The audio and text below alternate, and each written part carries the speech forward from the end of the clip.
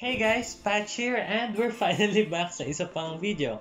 Now, I'd like to apologize first and foremost. Hindi ako nakapag-post last week because I was busy. Adik po. I was busy creating this. I made a resin wristpad kaya na-occupy ako. Actually, ganito sana yung gagawin ko sana content last week in how I made this. Kaso nga lang, hindi ko in-expect na ganun katagal yung maabuti ko sa paggawa nito. Okay, anyways, syempre di tayo magki-clickbait. Today gagawa tayo ng Xbox PC. Now, literally gagawa tayo ng PC pero it seems like more of an Xbox inspired one.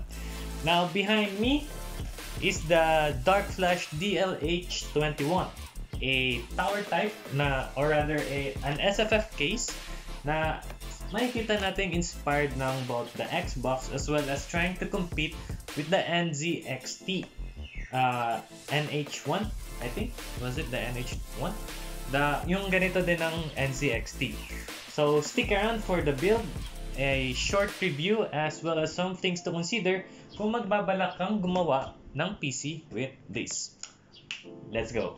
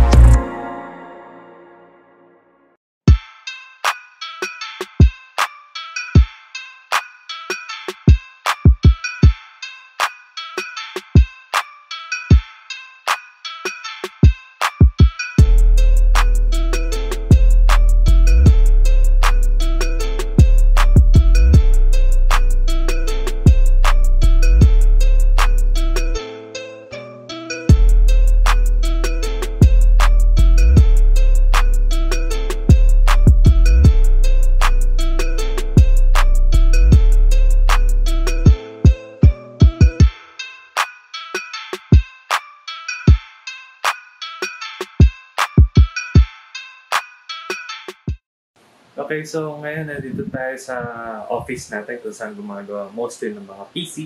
And ipapakita ko sa inyo kung ano yung size differences na makikita natin sa DH21. Okay, so here is the DH21 in action compared sa this one is a mining rig na ginawa para sa kuya ko. It's a mid-tower case. It's Fantex, by the way, if you wanna know. And ito ang ating DH21. So, ganyan ang actual size difference na makikita nyo sa kanila. Ngayon, ma-observe natin na meron tayong smaller footprint compared sa mid-tower, pero almost same pagdating sa height. Pero, pag isog natin siya ng side to side, that's how much of a smaller footprint yung makikita nyo pag ilalagay nyo na siya sa desk nyo. Ngayon, meron pang isang case which is actually mas ma-recommend ko kesa dito, it's the B3. Wait lang. Let's just put it here.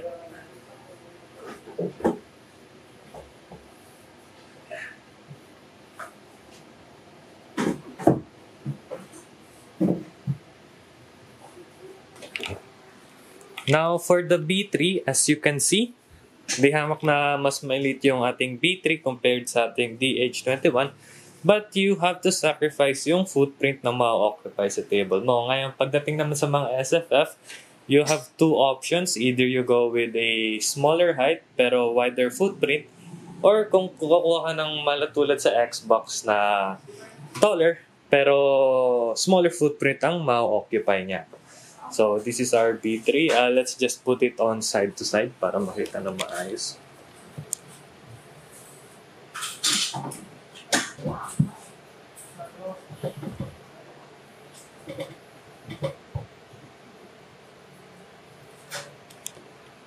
Okay, for a side-to-side comparison, ganyan yung makikita natin difference ng B3 saka ng DH21. Ngayon, may isa pang SFF case if you want. I actually worked on it. It's actually bigger than the B3. Sorry for the messy place. It's this one. It's a Cooler Master case. This one, forgot kung ano yung tawag sa case na to. But this one has been configured for Ryzen-Tosh, my bad. Ryzen-Tosh and Windows. And that's it. Oops. So, yan yung magiging size comparison na makikita nyo pagdating sa mid tower pag pipili kayo ng DH21. Saka sa mga iba pang possible na SFF case na gusto nyo i-take.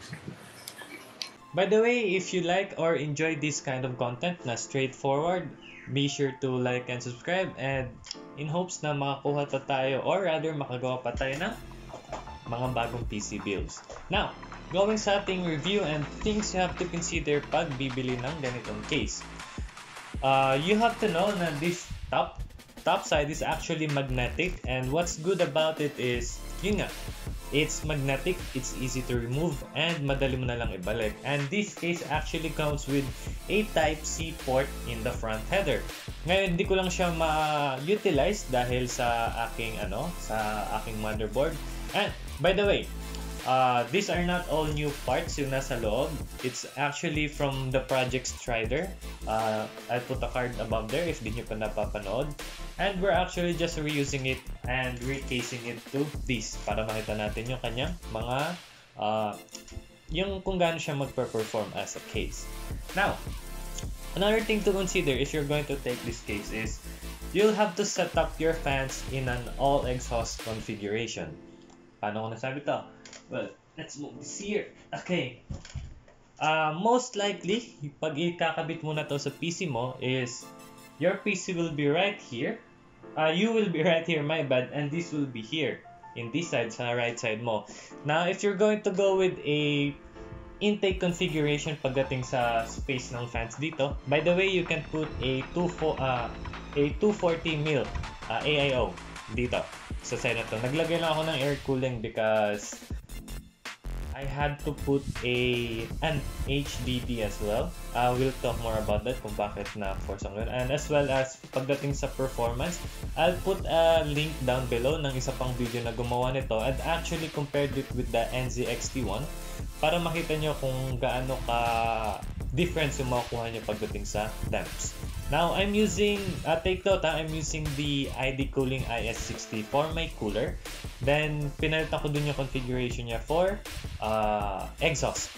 Now, kung magkakaroon ka kasi ng intake setup dito sa dalawa mong available fans, ang mangyayari sa'yo is, your hot air will come out here, as well as here, and here, and as well as sa back. Now, I can say this kasi trinay ko siya both, and it's not comfortable. Ang init sa pakiramdam, as well as it gives you an off feeling na baka masira yung components mo kasi your GPU is located right here, your motherboard is somewhere here, And of course, your input I/O ports, input output ports will be in here. Yung problem is, when I look back at the site, nakita ko na yung configuration talaga na nakaset para sa kanya is actually an all exhaust. Now, pag na-replace mo siya sa all exhaust na configuration, your heat dissipation will actually come out here sa single side na to, as well as here. And your GPU will serve as your intake. Since your GPU will be placed here, yun yung makukonsider na intake fan mo. And na-notice ko na hindi na ako nakaramdam ng init dito coming from here, which was actually painful to bear. Now, pagdating naman sa temps, siguro it's because galing pa lang ako sa open air case. That's why medyo parang tumaas yung standards and whatnot. I'm using the IS60 from ID Cooling, and nung nilagay ko siya dito, first was with an intake configuration for the fans. Upon booting up, my idle temps were around 56 degrees. Now, nung naka-open air ako, my temps were actually lower than that. It was like 43 or 45 at most pag naka-idle, and napansin ko na my temperature spikes up to almost 60 whenever I'm trying to play. Also, may insert pa akong short clip to show you the noise na makukuha mo from this pag nilalagyan mo na siya ng heavy load.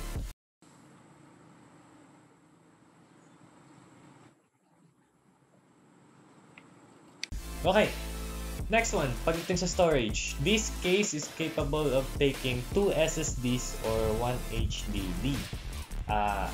Siguro they took it in na if you're going to be making an SFF, you probably have budget na instead of mag-HDD ka, SSDs na lang or M.2s. Pero what I did, let's do this. Okay. Sabi ko lang, it will not look that good muna. Kasi, medyo mahirap siya pagdating sa cabling. Okay, here's what I did.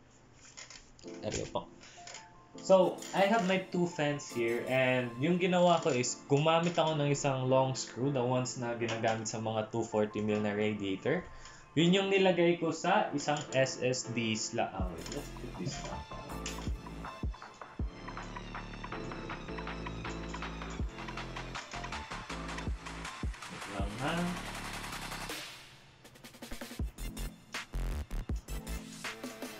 Oh, by the way, nawala yung GPU na nasa video na ginamit ko for this kasi may bumili ng GPU ko. So, I'm waiting for my replacement GPU to come. Yeah, it doesn't look that good, so that is no. Okay. Yung ginawa ko is kumuha ko ng long screw nung mga ginagamit sa 240mm na rad pag kinakabit mo yung fan. And actually, I screwed it with one of the SSD slots na nandito para makafit ka ng isang SSD as well as isang HDD sa yung case na to. But this one won't be compatible if you're using an AIO kasi one thickness side radiator plus dadagdag pa yung thickness ng fans na ilalagay mo sa loob. Now, let's talk about cable management sa case na to. It's actually difficult, pero na lang, one, for the reason na it didn't come with its own power supply compared doon sa NZXT na fitted na sa kanya. Your cables na gagamitin mo if you want it to be clean would be a custom cable kasi if bibili ka ng modular or kahit yung mga non-modular na SFF, this one I'm using a non-modular SFF, so sobrang messy. The wires will be too long na you will actually end up trying to naiipit mo yung mga cables mo. Pero if you're using a modular, syempre ma-reduce yung amount of cables na may ilalagay mo dito. Pero if you have the budget and you want this case, I would recommend na you get custom cables for it na maikli para masulit mo yung space sa loob. And pagdating naman sa RGB, 0. you won't be able to enjoy RGB fans right here or RGB displays inside because this is an enclosed case with just holes na talagang tulad ng Xbox, and your primary source of RGB kung gusto mo ng display is your base RGB right here, which actually, if I may say, is ang ganda. It's not how I expected it to be. Also, those RGB lights here is controllable ng motherboard nyo kung supported ng motherboard nyo. Okay, pagdating naman sa overall build ng case. Now, the top part feels and looks premium, but you'll find the bottom part to be cheap. Why? Kasi this one is actually, I don't know if naririnig, is actually metal. Premium gamit yung gamit dito. Pero pagdating mo sa base, naka-plastic ka lang. They're using a plastic base for this. I don't know bakit di pa nila binuong premium, but they decided to go with a plastic base. Okay. Pagdating naman sa ating input-output ports. Let me just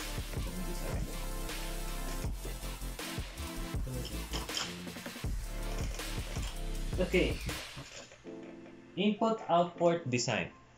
Now, some of you might find it nice or some of you might find it great na nandito sa taas yung input-outputs nyo. And nakita ko naman din yung advantage ng ganito. If your input-outputs are placed atop and you have this magnetic cover to cover it lang, easy access para sa'yo yung yung part na to. So you can slap in your Wi-Fi cards, your Wi-Fi USB, your USB ports or USB hubs easily right here.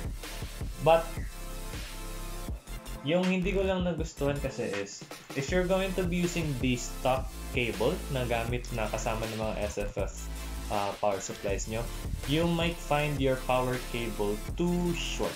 Kasi one is on top to, unless na lang kung yung saksakan nyo is floating, or kaya nyo maglagay ng malapit na saksakan.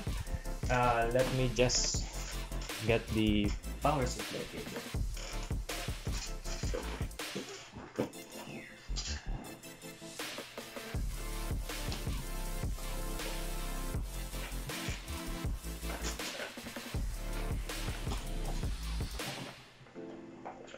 So ayaw magpakuha ng power supply ko next time na lang. Pero masasabi ko is I have a fairly long fairly long power supply cable. Pero yung napansin ko is if you're like me na ganito lang yung desk, by the way, I apologize for this desk. I don't really plan on investing too much on this setup here kasi I'm contemporary and my main setup will be in Manila.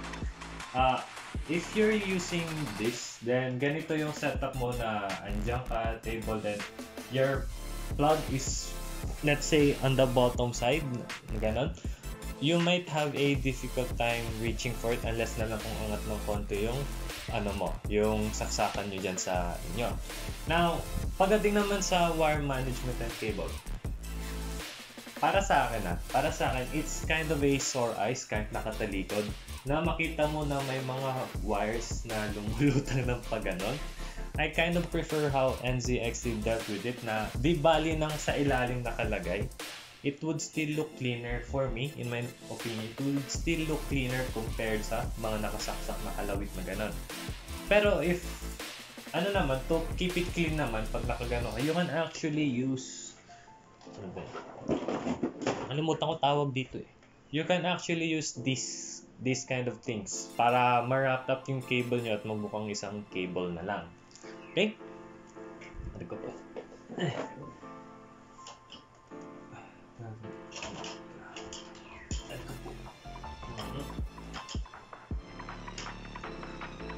Oh yeah, one last thing. If you're going to be using this case, I would recommend you to get a low profile fan para may headspace ka pa kung kung magpa-fan configuration ka lang, kung air cooling ka lang. Kasi pag gagamit ka ng stock, let's say yung rake cooler mo, it's designed to be an intake fan. Ganda na ganyan, tapos nandito yung fan mo. And mangyayari is mag-aagawan yung hangin kasi you have one na maghahabol na maghihila ng hangin palabas dito. You have an intake here, you have intake here. So hindi na makakapunta ng maayos yung malamig na hangin dito since dito pa lang may aagaw na sa yung hangin. Now, I'm at an advantage pagdating dito kasi I can flip off my fan to configure it in an exhaust. Now, pagdating naman sa temps, if you're doing it, when I did an intake, setup fan configuration, napansin ko na yung temps were actually rising from 57 to 60s. And it's really hot. Hindi talaga siya ideal. But nung ginawa ko siyang outtake fans, the difference between those were not really that much. I had the temperature of idle temps of 50s and going to the temps near to 60s pag umaabot na ako sa loads ko when I'm playing Kurt's Bell, Valorant, or any games na are kind of heavy. Well, Valorant is not that heavy pero Kurt's Bell is kind of heavy.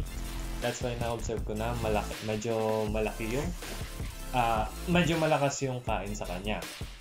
Now, pagdating naman sa noise na matatanggap mo in this kind of case, for me it's bearable. It's not that loud compared to nung naka-open air ko as well as nung gumagamit ako ng mga mid-tower. Pero some of you might find it maybe a little too noisy. Depende na sa taste niya. So, anyways, should you get this case? My verdict would be, if you're looking for a small footprint, then as well as maliit lang yung budget mo, you don't plan to go all bombers sa pagdating sa case, 4,000 for this, I would say is fairly enough para sa kanya. Pero kung naghahabol ka naman ng medyo ganito yung look, tapos vertical mount siya, and open air, I think you can try using the X Proto case for it. Though I had seen reviews na gasgasin yung ganung case tapos medyo hassle pagdating sa wire management. Then, if you're looking for a smaller one, I would recommend to you the types na tulad ng B3 na nandun sa unang video, which is actually smaller. Pero you will have to sacrifice pagdating sa footprint na i-occupy na table mo. I'm fairly contented with this. It made me switch back from using an open air case. One, because as much as I love cleaning my PC from time to time as well as maintaining it from the dust, right now occupied ako masyado sa acads ko. Meron pa akong mga projects na kailangan matapos. And this one is actually fairly space friendly. Yun naman yung objective ng ganito, ma-reduce yung footprint na ma-occupy sa table mo to give you more space sa desk mo. Now, if you have 4,000 pesos to burn para sa ganitong case, and you really want something with a small footprint, I think you'll do good here. Just know na it might become a sore eyes for you like me. Yung ginawa ko na talaga is naglagay ako ng ako natapon yun. Naglagay na lang ako ng wire covers para makuberan yung wires dito. And that's it para sa ating Xbox PC. If you enjoyed this, make sure to like and subscribe and keep out para sa ating next episode ng desktop setups na gawa ng mga Pinoy. We'll be making one this coming week. This is coming next week. I need a break.